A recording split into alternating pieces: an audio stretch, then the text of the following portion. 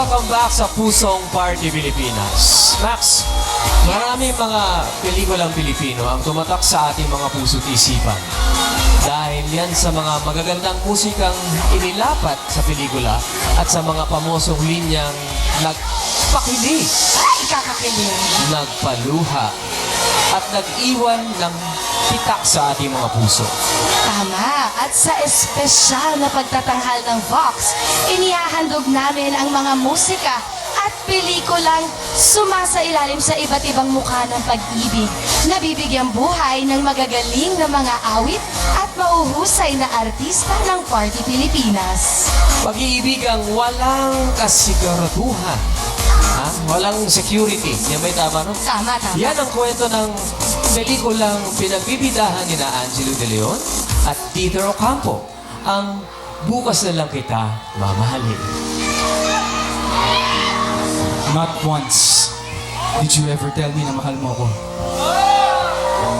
Pero you know what, Abby? Iniisip ko mahal mo pa rin ako. Ikaw lang naman ang nagpapaalala sa akin na wala tayong relasyon eh. Pero ganun ba yun? Kailangan ba lahat ng nagmamahalan ay may relasyon? Thanks for everything. Naalis na ako. Pumayag na si Daddy na pumunta ako sa States.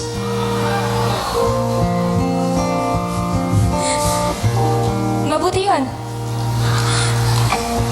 Mas mabuti yan para sa'yo.